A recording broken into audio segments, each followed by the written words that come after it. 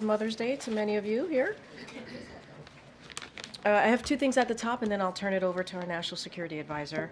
So this afternoon, the President and Vice President will host a reception celebrating Asian American, Native Hawaiian, and Pacific Islander Heritage Month here at the White House. The Biden-Harris administration has leveraged the full force of the federal government to ensure the promise of America for all AA and NHPI communities, including by using an executive order establishing the President's Advisory Commission and the White House Initiative on Asian American, Native Hawaiians, and Pacific Islanders.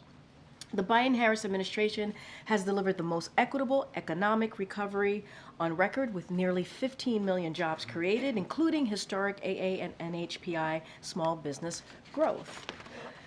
We are also working to ensure equal access to quality education, expand affordable health care for children and families, combat hate, improve disaster recovery, preserve indigenous heritage and lands, and protect civil rights by advancing language access and data equity. And you'll hear from the President directly on this work later today. And finally, today, the Biden-Harris administration is kicking off this year's Infrastructure Week. I know you all are very excited about that.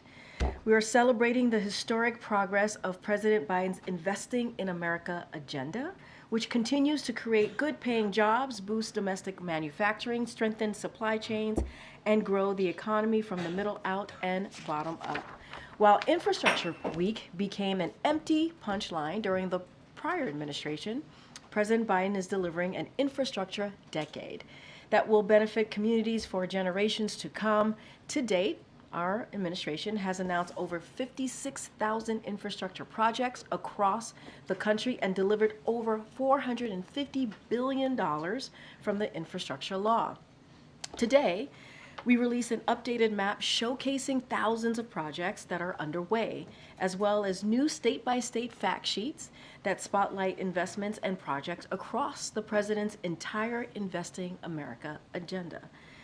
This Infrastructure Week, we are also calling out Congress, Republicans in Congress to be more specific, who voted against President's infrastructure law, but are now showing up at groundbreaking events and ribbon cuttings.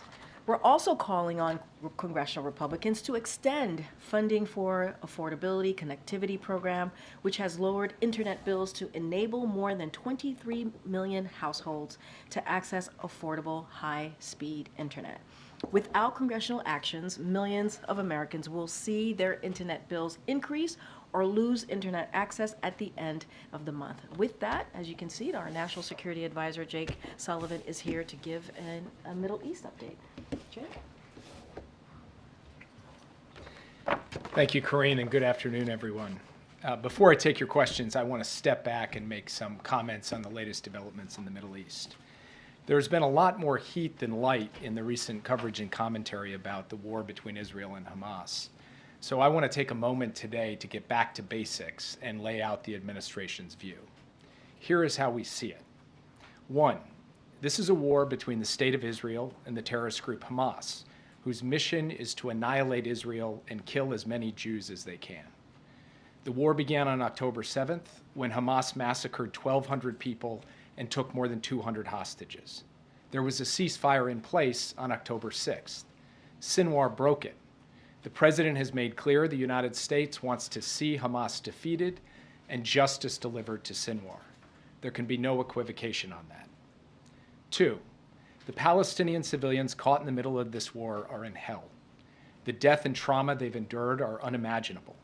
Their pain and suffering are immense. No civilian should have to go through that. This is on the President's mind every day. 3, Israel has an unusual, even unprecedented burden in fighting this war because Hamas uses hospitals and schools and other civilian facilities for military purposes and has built a vast network of military tunnels under civilian areas. That puts innocent civilians in the crossfire. It does not lessen Israel's responsibility to do all it can to protect innocent civilians. 4, we believe Israel can and must do more to ensure the protection and well-being of innocent civilians. We do not believe what is happening in Gaza is a genocide. We have been firmly on record rejecting that proposition. 5, The United States will continue to lead international efforts to surge humanitarian assistance throughout the Gaza Strip, because innocent civilians should never go without food, water, medicine, shelter, sanitation, or other basic necessities. Active diplomacy by President Biden has made a considerable difference in getting more aid into Gaza. Now we are redoubling that diplomacy to press the key actors, including Israel and Egypt. I discussed this issue with my Israeli and Egyptian counterparts yesterday. 6, the United States has sent a massive amount of military assistance to Israel to defend itself against all threats, including Hamas, Hezbollah, and Iran and its other proxies. We are continuing to send military assistance, and we will ensure that Israel receives the full amount provided in the supplemental. We have paused the shipment of 2,000-pound bombs because we do not believe they should be dropped in densely populated cities. We are talking to the Israeli government about this. We still believe would be a mistake to launch a major military operation into the heart of Rafah that would put huge numbers of civilians at risk without a clear strategic gain. The president was clear that he would not supply certain offensive weapons for such an operation were it to occur. It has not yet occurred, and we are still working with Israel on a better way to ensure the defeat of Hamas everywhere in Gaza, including in Rafah. This has been the subject of detailed conversations between our professionals, and I discussed this again with my Israeli counterpart just yesterday. 7, military pressure is necessary, but not sufficient to fully defeat Hamas. If Israel's military efforts are not accompanied by a political plan for the future of Gaza and the Palestinian people, the terrorists will keep coming back and Israel will remain under threat. We are seeing this happen in Gaza City. So we are talking to Israel about how to connect their military operations to a clear strategic endgame, about a holistic, integrated strategy to ensure the lasting defeat of Hamas and a better alternative future for Gaza and for the Palestinian people. 8, Israel's long-term security depends on being integrated into the region and enjoying normal relations with the Arab states, including Saudi Arabia. The advantages of strong partnerships were on display recently when a coalition of countries helped Israel defend itself against Iranian missiles and drones.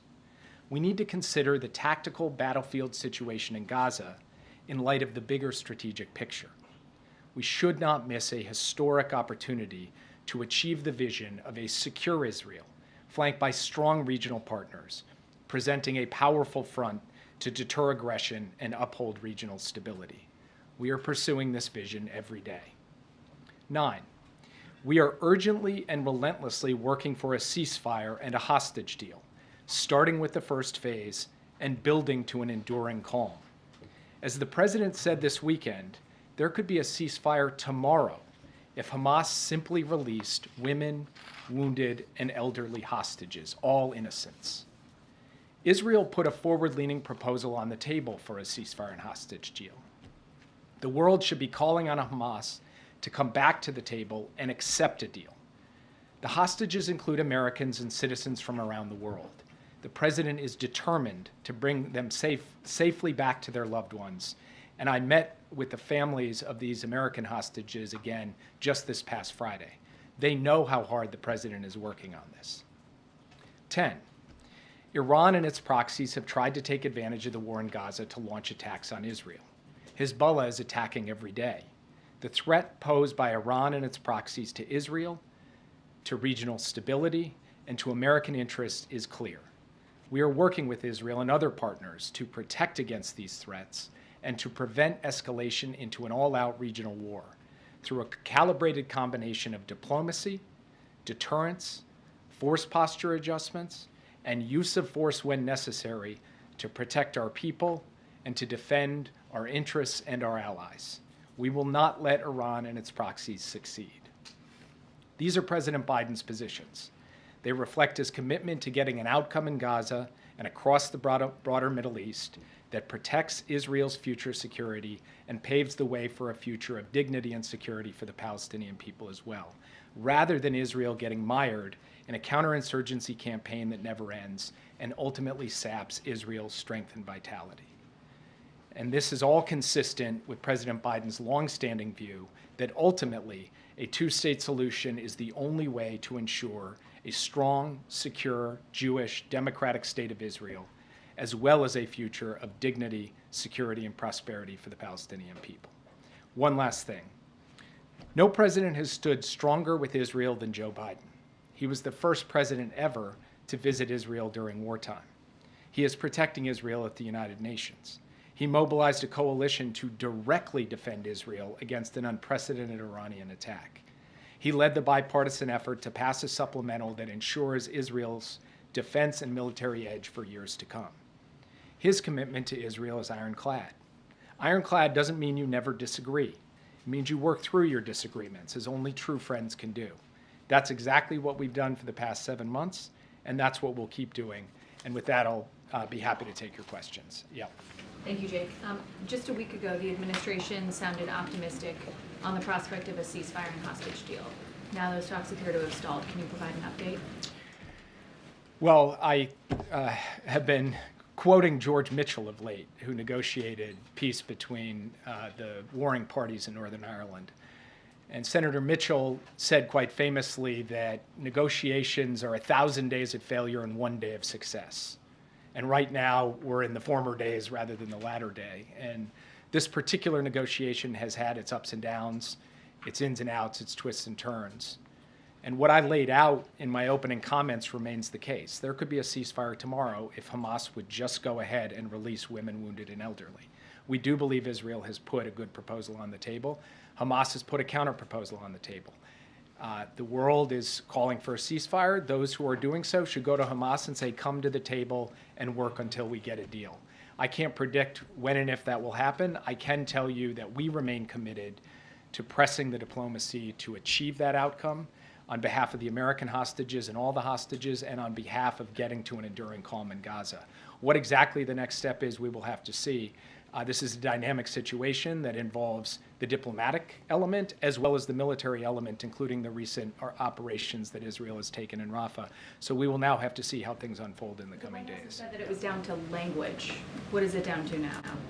Well, in the end, when you're talking about a phased agreement that has multiple elements relating to sequencing of hostages coming out, movement of military capabilities, surging of humanitarian assistance, movement of civilians, all these things are quite detailed, and working through those details is what is going to be necessary to get this across the finish line. We believe there is a framework that both sides could sign up to, and it's really about the specifics of that framework and filling that out that's necessary. Language ends up being on a page, but it is reflects the implementation of those details. That's what we're working with the parties, both with Israel and with Qatar and Egypt, who are in close touch with the representatives of Hamas, and we'll keep you updated as we drive to the finish line. We are intent and determined to get all of the hostages home. We are intent and determined to produce a ceasefire and hostage deal. We believe we can achieve that. I cannot tell you when. Yeah. Jake, I want to ask you about Russia, but just first on this topic. In the readout, your call with Israeli officials yesterday, it said that you're going to have this meeting again in person soon. Is your expectation, well, one, when is your expectation that that meeting will happen, and do you expect that there won't be a Rafah offensive until that meeting has taken place? I expect it'll happen in a matter of days, not weeks. We haven't announced a specific date on the calendar, but this isn't going to be long in the future. We're just talking about scheduling so that we can get the teams together. Because, of course, it's not just me meeting my counterpart. It's military intelligence and humanitarian professionals on both sides being a part of that conversation as well.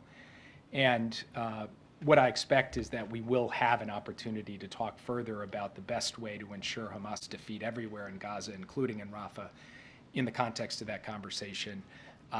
And that opportunity will still be available to us when we show up for that conversation. And then Zelensky's advisor said today that these new Russian government appointments, including the defense minister, show that Moscow is going to try to scale up its war effort and reconfigure its economy for its defense needs. Is that your assessment of this shakeup as well?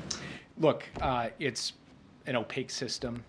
It's run by one man, Vladimir Putin. He calls the shots. He may move around professionals into various roles, but at the end of the day, he seems bound and determined to continue to try to inflict a brutal war of aggression on Ukraine. We'll take whatever comes, support Ukraine alongside a coalition of countries, and see what happens. So I don't have a specific comment on the nature of this change up in their government.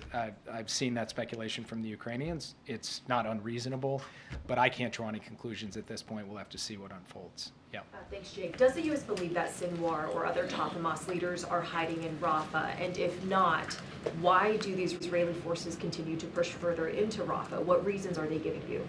Look, I've seen the public reporting on this, both in Israeli press and in American press, citing intelligence officials suggesting he's not actually in Rafah. I'm not going to comment from intelligence on intelligence operations from the podium, so I'm afraid I can't go further in trying to answer your question. But it's a reasonable question if, in fact, it were the case that he weren't in Rafah, but I can't confirm that one way or the other from this podium. What reasons are the Israelis giving for why they continue to push forward in Rafah? And do you get the sense that they're taking the U.S. warning and threat seriously?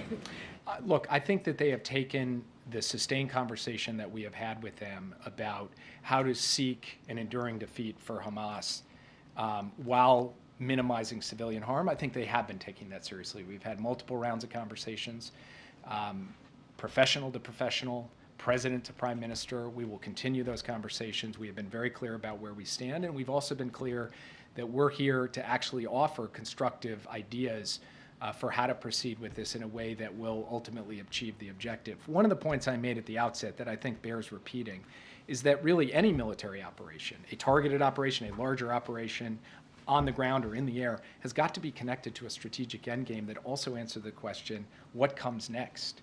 And that's something that we're really bearing in on with the Israeli government, and feel that there needs to be more attention on that piece of it, lest we end up in a circumstance where Israel conducts a military operation, kills a bunch of Hamas guys, also creates some harm to innocent civilians caught in the crossfire, and then terrorists come back, as we have seen them come back in Gaza City and Khan Yunis and other places. We want to avoid that outcome. We want an outcome in which the page gets turned from Hamas's terroristic reign over Gaza, and a better future comes for the Palestinian people and for the security of the state of Israel. That's what we're going to keep working through. Yeah.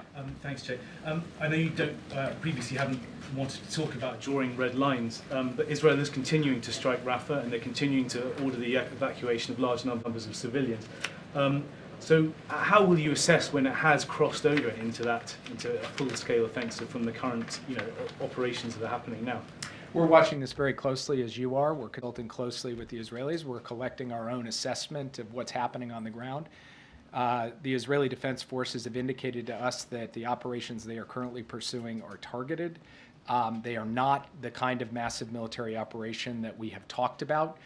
We'll make our own judgment on that as we see things unfold, and it will be based on a totality of factors. It's not a mathematical formula or a mechanical determination. It's something we will judge based on what we see. Not seen that happen yet.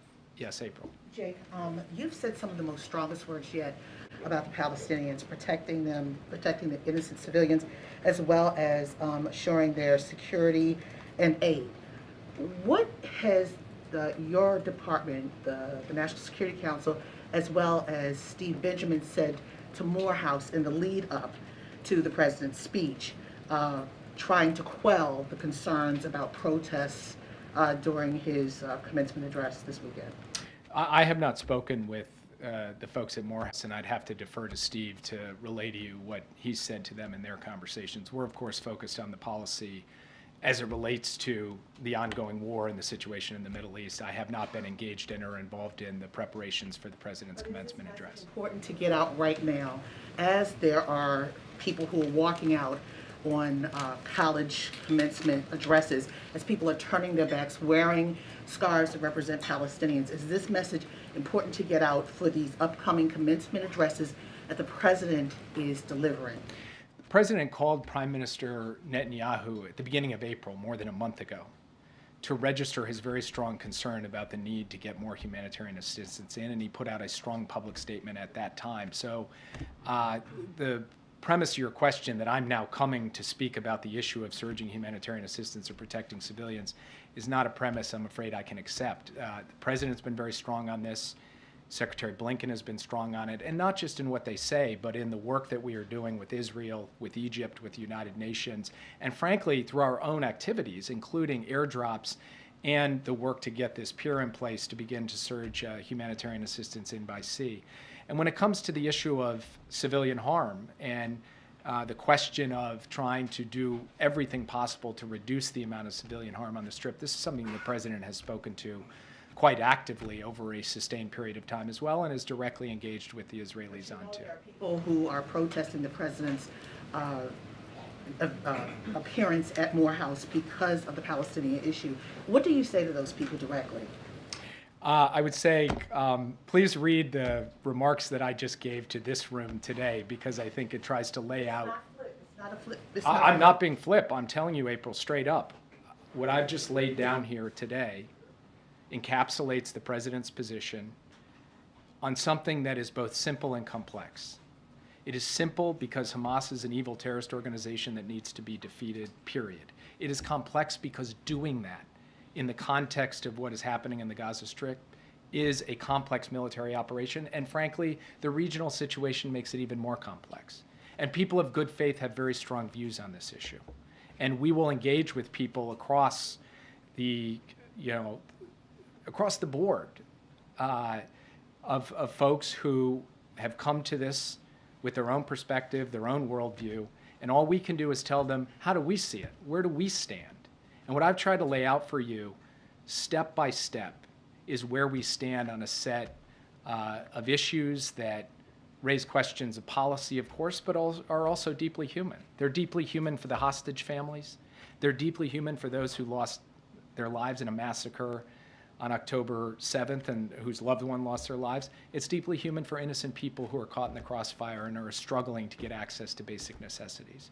And we're going to keep speaking to that as we go forward and continue to follow what we believe is in the best interests and reflective of the values of this country. Yeah. Thanks, Jake. There was a New York Times analysis today that showed Russian missiles breaking through Ukrainian air defenses in far greater numbers over the past couple of months, with interceptions down.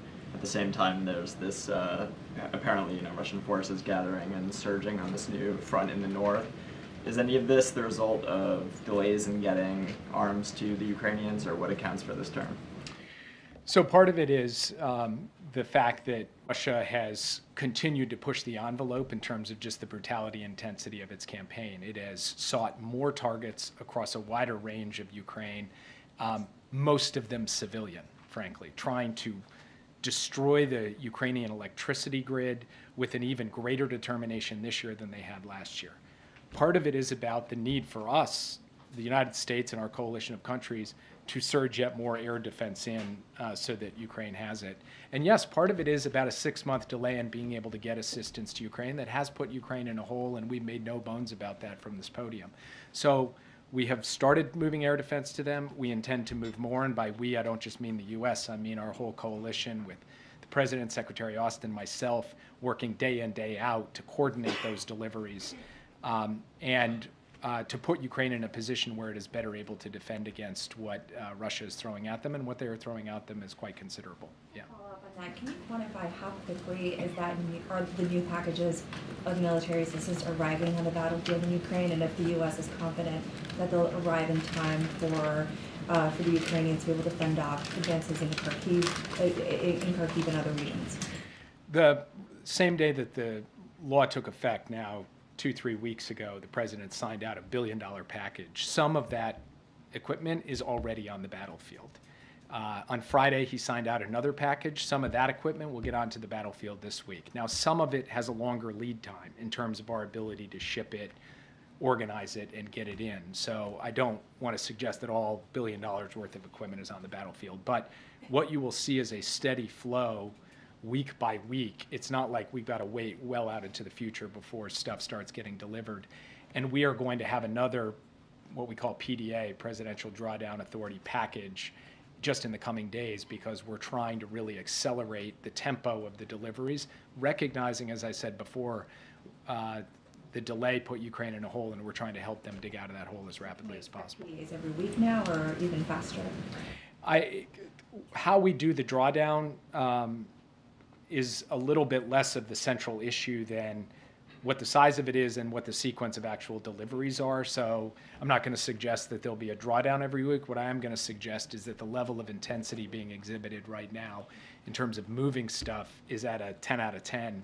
I spoke this morning along with Secretary Austin and Chairman Brown with our counterparts in Ukraine, General Syrskyi, Minister Umarov, and Andriy Yermak.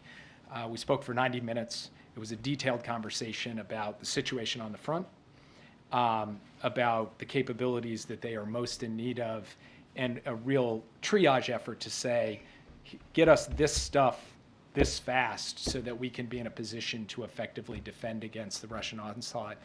And so at the highest levels in our government, we are engaged with the highest levels of theirs to be able to ensure that we're doing everything humanly possible, both ourselves and our allies who are surging equipment as well, to get it there to the front lines. Can I actually follow up on an Israel question? Sorry. Secretary Blinken said yesterday that Israel could be, quote, holding the bag on an enduring insurgency. I'm curious whether would Israel be holding that bag alone? In other words, is there any concern, or are you concerned that Israel's ongoing prosecution of the war using U.S. weapons is going to help Hamas cultivate kind of a new generation of people who will be, targeting U.S. interests and attacking Americans?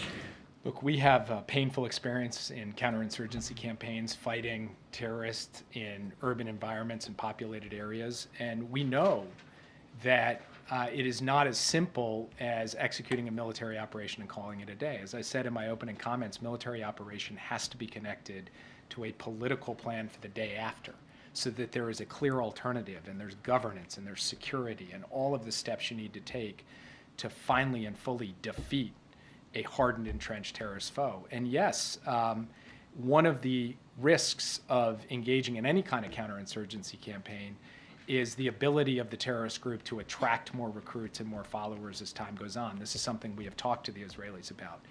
So one of the key points that we have been reinforcing is to step back just from a tactical military analysis of the situation, ask strategically, how do we get to the common goal, the enduring defeat of Hamas? And that is going to require military pressure, yes, but more than just military pressure, a political plan to get there. Hi, thank you. One of the big questions about Rafah is that why does the United States, the strongest ally of Israel, the biggest weapon supplier, seem to have so little clout with the Netanyahu government? And you said, for instance, that they need a strategic endgame. They don't have one yet. Bibi Netanyahu has said they're going to go ahead in Rafah no matter what. What is the evidence that the United States still has clout with the Netanyahu government, or is it just too early to tell? Well, I think you can go back to the beginning and look at the pattern of engagement of the United States and the impact that it's had on, for example, the flow of humanitarian assistance. And we believe also that in engaging Israel on the question of civilian protection and civilian harm, they have made adjustments over the course of time. And then with the question of a strategic endgame, I don't think that's really a question about American influence. That's a question about Israel's strategy and what Israel chooses to do. The Prime Minister doesn't have to answer to us on that. He's got to answer to the Israeli people on that, because he's ultimately having to deliver for them the long-term security and a clear answer to the question, how does Hamas get defeated on an enduring basis and what comes after? So I think sometimes this whole issue gets put a little bit too much into the frame of the U.S. and Israel and not enough into the frame of these are sovereign Israeli decisions that they're making in a democracy. Their leadership is choosing how to prosecute this war. They're going to make those decisions. We're a sovereign country too. We're going to make our decisions. And as a very good friend of Israel, we are going to stand with them as they work to defeat their determined enemy. But we're also going to offer our advice and make clear where we stand on these issues as well. That's the most we can do. That's the most you could ask of anyone. That's what we will do every day. We do believe it has borne results. We hope it will bear more results in the period ahead. Yeah.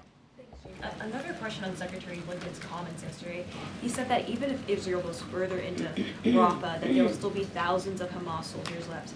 So why isn't Israel saying that they have to go into Rafah to defeat Hamas? Look, I'll leave that to the Israeli government. A point that we have made to them is that Israel has gone through Gaza City. Israel has gone through Khan Yunis. And in both places, you've seen terrorists emerge from the rubble because, from our perspective, there's not a sufficient integration of a military plan with the political plan.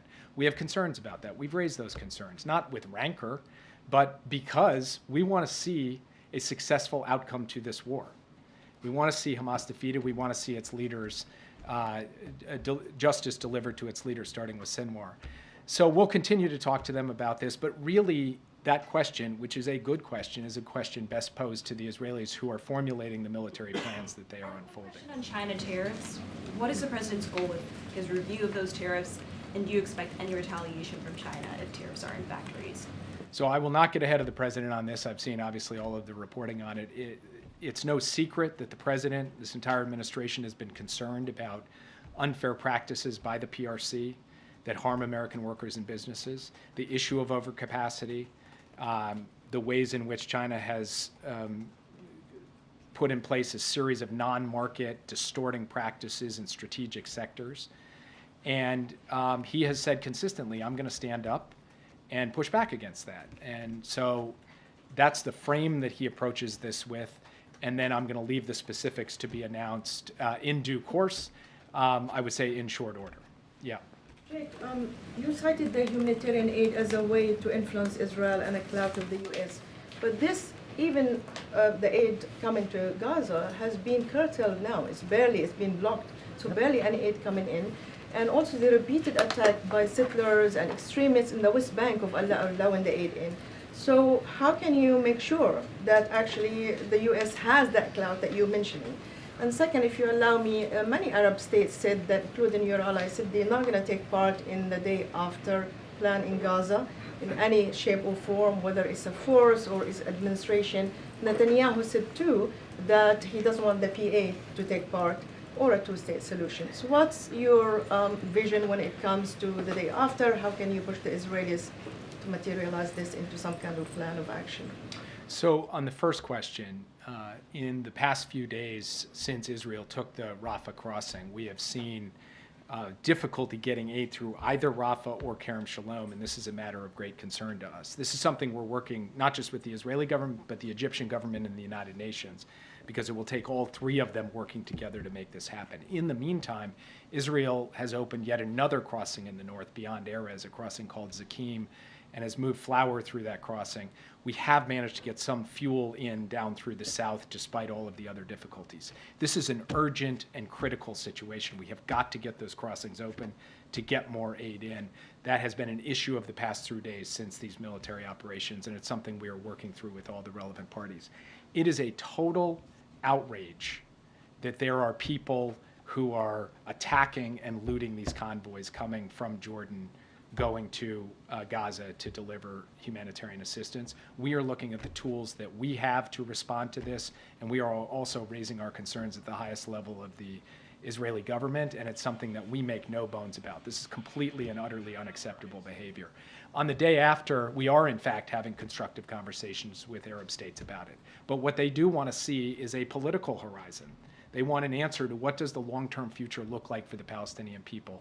That's something we're talking about with them. That's something we're talking about with the Israeli government as well. Yes. Thanks, Jake. Just to put a little bit of a point on Nadia's question, is Israel restricting the flow of humanitarian aid into Gaza, or is it not? So first, I would point you to the findings of the State Department report that just came out over the weekend.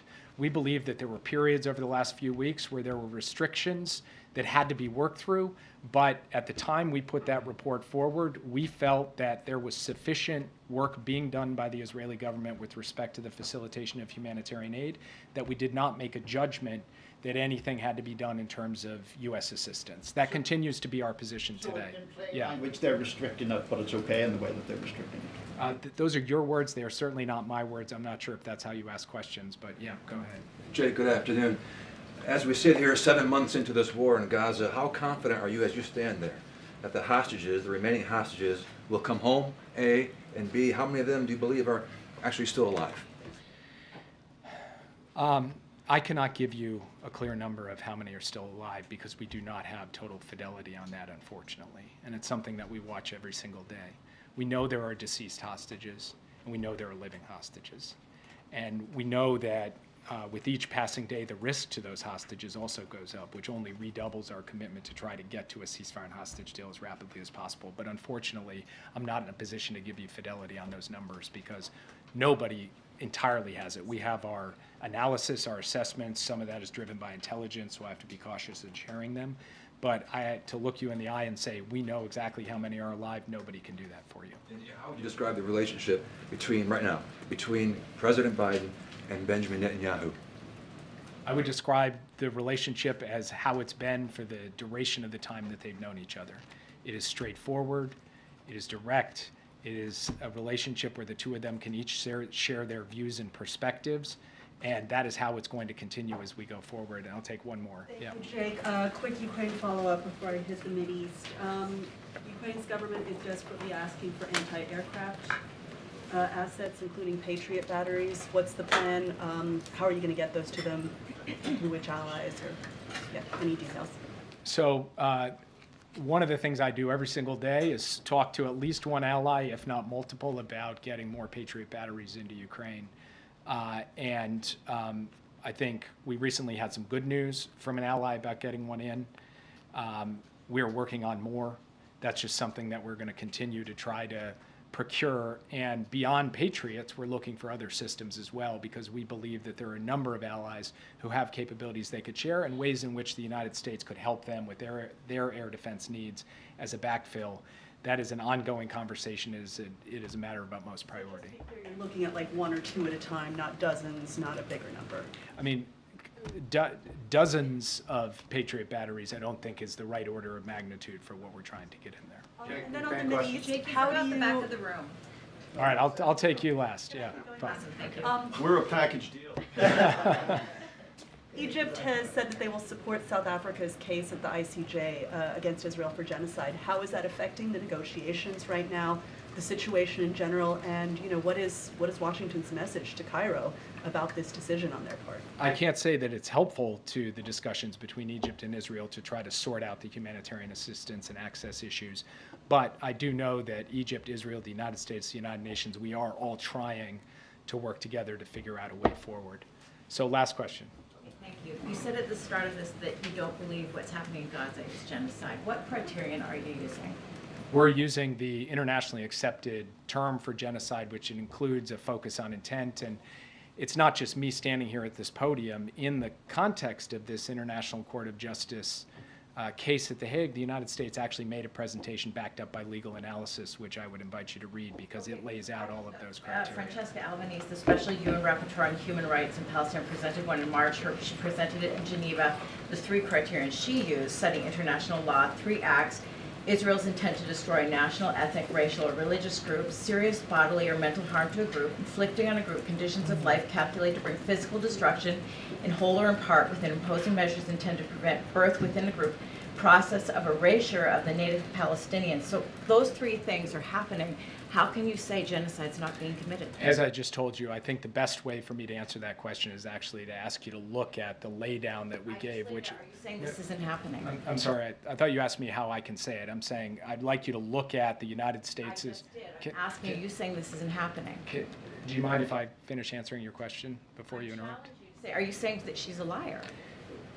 The United States has laid down at the International Court of Justice in writing, in detail, its position on this issue, and I'd ask you to read it. Thank you. Are you saying that it doesn't line up for them with what she's saying? Thank you, Jake.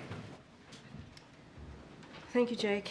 Okay, I know, and folks are leaving right now. It's okay. I have an effect on folks. I know there is a call happening in short order, and so, and I know it's about an issue that you all care about, so feel free to step away from the briefing. And I won't be up here too much longer. As you know, we'll have a briefing tomorrow, and the next day, and the next day, and the next day. Got some. At a fundraiser over the weekend, the president began his remarks by talking about Israel. He said, Israel said it's up to Hamas. If they wanted to do it, we could end it tomorrow. It all has to do, and then he cut himself off and said, I shouldn't get into all of this. I don't want to get going. Can you just finish the sentence for us? And what he was trying to say, especially when he was talking about it all has to do with... Look, I'm obviously, as I say often, certainly going to let the president speak for himself. But he didn't finish speaking. I know, but I look, I think obviously Jake Sullivan, the National Security Advisor, came here and gave a very good and detailed, in-depth laydown of where we are. and it's very much where the president is. And talked about humanitarian aid, obviously the importance of getting that into Gaza, and how we want to make sure that we deal with what we're seeing there with the dire situation in Gaza. Obviously, he talks about our continued support. He talked about our continued support for Israel's security. That is ironclad. That is what we want to make sure that, you know, they are able to defend themselves. And so I think all of that remains to be true. Hostage deal, we want to get to a ceasefire and also create a situation where we can get more of that humanitarian aid, bring hostages home. So all of that continues to be true. I think the words that you heard from the President's National Security Advisor, I think is very clear on where the President is. I can't speak beyond that. And, I think the President started out saying what was on his mind, but more broadly, where we are with the situation in Gaza and Israel has been very clear, and we want to continue to lay that out. That is one of the reasons that Jay came out here. The House is likely to vote on the Israel Security Assistance Support Act later this week, which would ban the administration from withholding military aid to Israel that has been congressionally approved. Is that something that, it's obviously a response to the president's comments over the last week, so is that something that the White House would oppose? Are you talking to Democrats who might be inclined to go with Republicans on this? So look, I'll start off, I just repeated basically what I wanted to say to this question, which is this president has been very clear. His commitment to Israel's security is ironclad. That has not changed. We share Israel's goal of defeating Hamas, and will continue to stand with Israel to make that happen. We've been very clear. As it relates to the announcement that the president made in the interview last week on CNN, we have paused only one shipment. That includes 2,000 pounds bombs, which can be very destructive in densely populated urban environments, such as Rafah. You heard, obviously, Jake just speak to this. And then so regarding this bill, as you just asked me about, Sungmin, we strongly, strongly oppose attempts to constrain the president's ability to deploy U.S. security assistance consistent with U.S. foreign policy and national security objectives. It is our objective as well that we plan to spend every last cent appropriated consistent with legal obligations, including in the recent supplemental, that national security supplemental that was just passed and the president obviously signed. We are committed to that to that supplemental, so that has not changed. Okay, go ahead, April. This week, President Biden is going to commemorate the anniversary of Brown v. Board. Does this president or this administration believe that Brown v. Board may have been weakened by the Supreme Court's decision on affirmative action in college admissions? So as you just stated in your question to me, the president is going to commemorate Brown v. Board, and he's also going to meet with the families. That's going to happen on Thursday. On Friday, he's going to go over to the National Museum of African American History and Culture. He'll be there on Friday to give a really important speech. I don't want to get ahead of the president, but to your question about the Supreme Court's ruling in Students for Fair Admissions versus Harvard last year, the president reiterated that his administration will fight to preserve the hard-earned progress we have made to advance racial equity, civil rights, and expand educational opportunity for all Americans. Specifically, the president called on colleges and universities when selecting among qualified applicants to give serious consideration to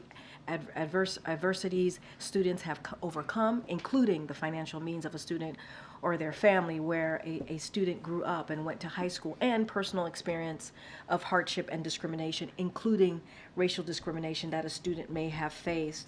As the president said last June, when this verdict came down, he strongly disagrees with the court decision and believes that one of the greatest strengths of America is indeed our diversity. The president, again, is going to speak about this on Friday, so I don't want to get ahead of him, but we have made very clear how we feel about this decision that happened almost a year ago. But does he believe that it undermines Brown v. Board, this historic ruling that integrates schools, and we are actually seeing the segregation of schools still in this country? No, I totally agree with all the points that you made. I laid out what we thought about that decision that came last June, and we had said it is something that is concerning, incredibly concerning. The president is going to give a speech on Friday. I'm going to let the president speak for himself. He will address this. Obviously, we are indeed commemorating the landmark Broad v. Board of Education, and so that's something we're going to meet with the families on Thursday. So you see a pattern here that the president's going to meet with the families on Thursday. He's going to give remarks on Friday, and he will speak to this himself. But wanted to lay down what we have said already about the ruling, the admissions ruling versus Harvard that happened last year. We've been very clear about that. Thanks, Karine. Argentine Foreign Minister Diana Mondino is going to be in town this week. She's going to meet Antony Blinken, the State Department. Can you confirm she has a meeting with Jake Sullivan here at the White House? I don't have anything for you. Once we have something to share, certainly we will share that with you all. Okay. Thanks, Karine. So Warren Buffett this month said that taxes will have to be raised to pay for the national debt. He said the government may want to decrease spending. So we've had announcement after announcement of taxpayer money being doled out. We've seen almost weekly now. Is the federal government spending too much money? So let me just say a couple things that Warren Buffett did say that we certainly agree with, and I'll quote him. The wealthy are definitely undertaxed relative to the general population, which is why the president has a plan to make sure that wealthiest among us, the billionaires and big corporations, pay their fair share. And we've been very clear about that. They pay their fair share in order to pay for his investments in America and cut the deficit by $3 trillion. And Buffett also said it doesn't bother him to pay taxes. And so it has been very clear, the president has said, that he will not raise taxes on anyone making less than $400,000. That is what the president has said. Warren Buffett pretty much agrees with us. We agree, obviously, with him. And this is very different than what Republicans want to do. They put out their plan. They put out what they want to do. They want to cut Social Security, Medicare, Medicaid, give tax breaks to billionaires and corporations. We do not agree with this. And what we want to do is continue to make sure that we're lowering costs for Americans, for families, whether it is Big Pharma, fighting Big Pharma, lowering health care costs, making sure that we go after corporation as you hear us talk about junk fees. Those are the ways that we want to move forward. That's what our focus is. So we increase taxes to pay the debt? But let's be really, really clear, right? On billionaires and big corporations, who Warren Buffett himself said, as you started asking me about Warren Buffett, he says that they are undertaxed. And that is something that the president agrees on. And he believes if we are able to do that, to tax corporation and billionaires, that would pay for his investments in America and cut the deficit by $3 trillion. That is something the president has been very clear about since day one. One more, if I could, on China and the tariffs that are coming. So in July of 2019, then candidate Biden said that tariffs on China are abusive policy. Has the president changed his mind and now believes tariffs work? So look, I'm going to be really mindful. I'm going to let in due order. You'll hear directly from the president, directly from us. So don't want to get ahead of that. Jake said it really well when he was here. We have always had concerns on China's unfair trade policies. We've been very clear about that. And the last administration, when they did a trade deal with China, what it did is it failed to increase American exports or boost manufacturing. That is not something the president wants to see. He has been doing the opposite, making sure that American manufacturing is created here, right here in America. And so that is something that he has been very focused. He says he wants to protect American workers, protect businesses, American business. That's what the president wants to do. He spoke about this when he was in Pittsburgh not too long ago, talking about making sure that we see fair business practices as it relates to American workers and American businesses. So don't want to get ahead of that, but we've been very, very clear on how we move forward on these types of practices as trade practices and what we want to see, and that is the framework, as Jake Sullivan said here moments ago, that we move forward in. So he now believes tariffs work. I'm just going to be really mindful, not get ahead of what we're about to announce soon, and what we have been really, really clear about is protecting workers, protecting businesses, and we have called out China's unfair trade policies. And so we're going to continue to do that. Go ahead, Phil, in the back. There's new reporting in the Wall Street Journal that found that the FDIC director, Martin Grunberg, disrespected, disparaged, and treated unfairly officials there, and that he was known to be someone who could not control his temper. Obviously, President Biden said early on in his administration that he would fire on the spot anyone who bullied or unfairly belittled a coworker. So has the president seen those reports, and if those reports prove to be accurate, will he take action? So I don't have any personal announcements to make at this time. The FDIC administrator, chairman to be exact, apologized and spoke to this, and so certainly I would send you there. The FDIC is an independent agency, so would refer you to them as to anything else coming out from the FDIC on this particular matter, but I just don't have any policy personnel announcement to make at this time. Thanks, Karine. I know you don't want to get ahead of the announcement, but can you just more broadly talk about the role that tariffs play here in trying to balance protecting American workers versus consumers? Because tariffs are often a tax to consumers. So how can you ensure Americans that with more tariffs, it doesn't come with higher costs? So I'm going to let the announcement speak for itself, but what I can say about what China has played here, they've played by a different set of rules, and this is what we know to be clear, and it has been unfair and anti-competitive economic practices. For example, forcing technology transfers and stealing intellectual property, distorting market forces with unrivaled subsidies, barriers, and regulations, flooding markets with artificially cheap products to wipe out the competition. And that's what we have seen from China with their unfair trade policies. We have done the opposite here. And what we have tried to do is invest in our Invest in America agenda is $860 billion invested by the private sector in manufacturing and clean energy. Nearly 800,000 manufacturing jobs created right here in the U.S. So you see the president's investment in America. This is what his agenda has been all about. And as I stated moments ago, when Trump administration, when they went forward with their trade deal, what it did is it showed that that deal with China, it failed to increase American export and boost manufacturing. We have tried to change that, reverse that, and so I want to be mindful. I'm not going to get into an upcoming potential announcement, and so I'm going to be really mindful there. But we are all about, and this president has been very clear, protecting American workers, protecting American businesses, and we're going to continue to do that under this administration. And can you just talk about the president's preparations for the upcoming commencement speech at Morehouse? And does he plan to address the concerns of some students and faculty who have conflicting views about the president being there? So a couple of things there. The president's going to continue to work on his speech with his senior advisors. That's what he's going to do all week. He sees this moment as a very pivotal moment, an important moment to a lot of these young graduates. Let's not forget some of these graduates missed out on their graduation from high school because of the pandemic, and this is going to be a celebration for them, an opportunity to have a commencement, to have a graduation that they sadly missed out on. So the president has done these type of commencements. He did 2 of them last year. He's done them throughout his as a vice president, as a senator. He knows how important it is, not just to the graduates, but the families, the people who love them, and so you'll see themes, obviously, in his commencement speech. He will give an uplifting remarks on what's to come and what they can look forward to, but also acknowledging, what's ahead, the difficulties that are ahead. And look, as you started your question to me about how people are feeling, we've been very clear about that too. We understand how deeply personal this moment is for many Americans across the country. We've been very clear about that. We understand that. That's why we've had conversations with members of the community that's affected by this.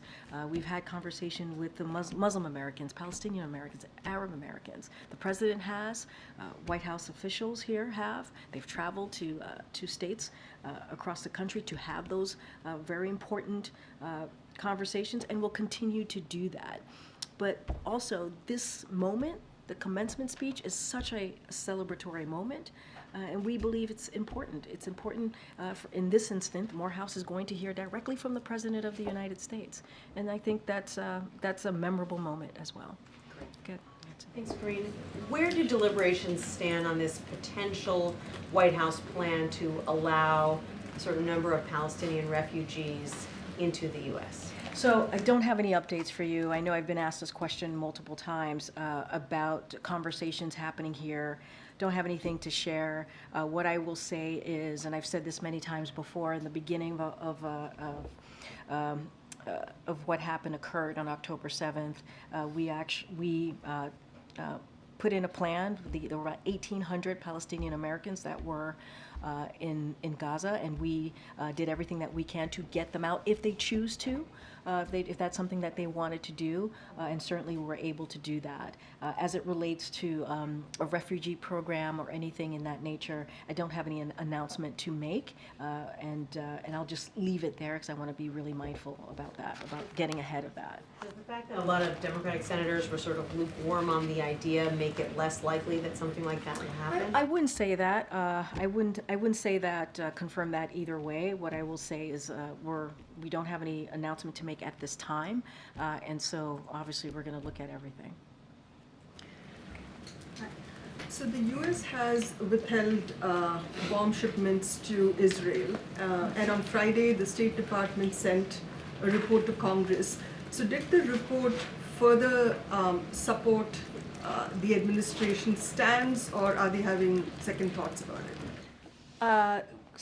Say that one more time. So the U.S. has withheld bomb shipments to Israel. Yeah, just one shipment, 2,000 bombs. Yep. Right.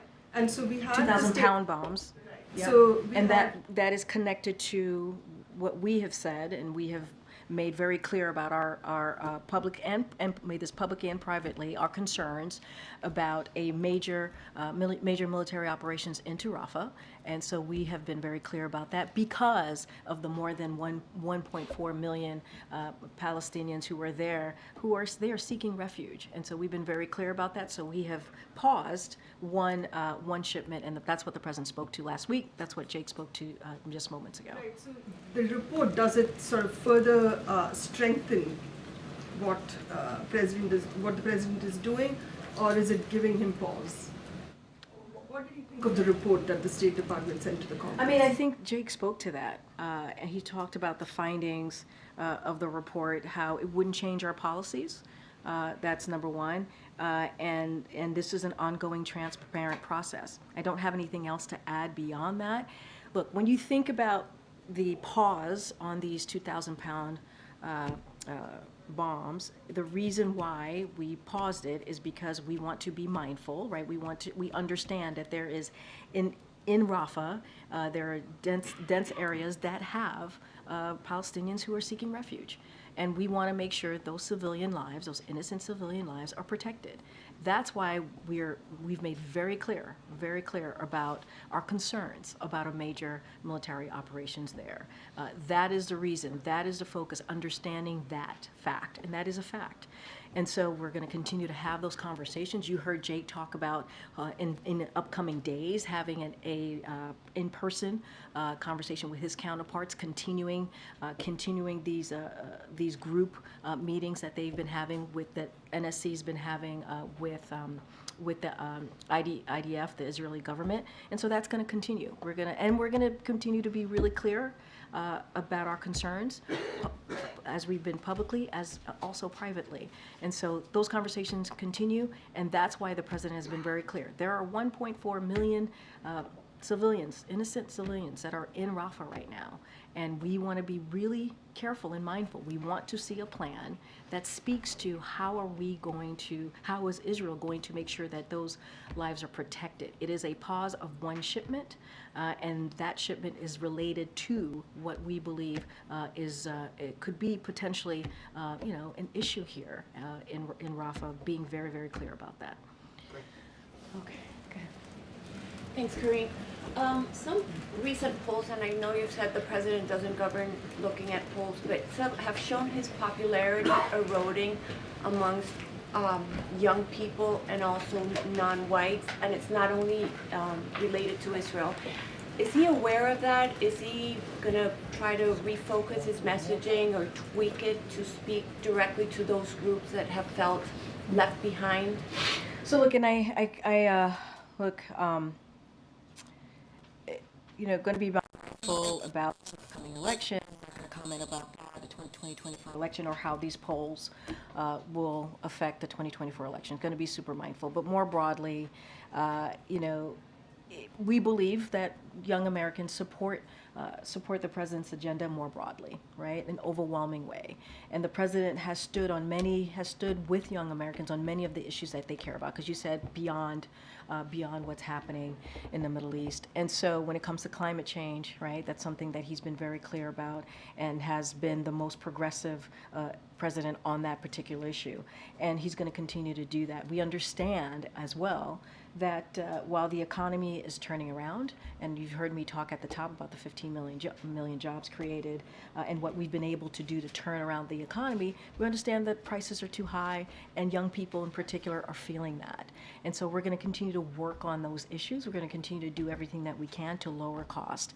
I talked about the situation in the Middle East and how young Americans are feeling about what they're seeing in Gaza, and we understand how painful it is, this moment is for them. That's why we've been working so hard to try to get a deal that would lead us to a ceasefire, get hostages home, and make sure that we get that humanitarian aid. Let's not forget that the U.S. has led the effort in getting humanitarian assistance into Gaza. And so, going to be super mindful about the particular polling questions, but we do believe that we want to make sure that we have an economy that works for young people. We want to make sure that we listen to young people and hear them out. We want to make sure that we continue to work on some of the issues that the president has talked about, whether it's student debt relief. This is something that the president, it's not going to stop him from doing the work that he has been very clear about wanting to deliver for the American people, including young Americans. So. Messaging to minorities. Well, and what do you mean specifically about that? Hispanic voters. Yeah. Well, I'm not going to speak to Hispanic voters or voters more specifically, but if you look at what the president has been able to accomplish for different communities, we have seen an economy that he has created, right, that he's wanted to create, that is not a trickle-down economy, that is very much from the bottom up, middle out. And you've seen unemployment go down for the Hispanic community. You've seen wealth, when we talk about wealth gap, closing the wealth gap, and making sure that we're creating jobs for Latino, Hispanic communities more specifically. I think we've created more than 4 million jobs in this administration for that particular community. We've seen that as well for the Black community, the African American community. We've been very consistent. You heard me lay out what we've been able to do for Asian Americans with the president's economic policy. So we are very, very committed to making sure that communities that are normally seen to be left behind are not left behind as it relates to the president's economic policy. You see that when he fights Big Pharma. When he's fighting Big Pharma and lowering costs, that helps communities that you're asking me about. When we're talking about junk fees, that helps communities that you're asking me about. And so when we're talking about expanding ACA, we expanded that for Dreamers, for DACA recipients.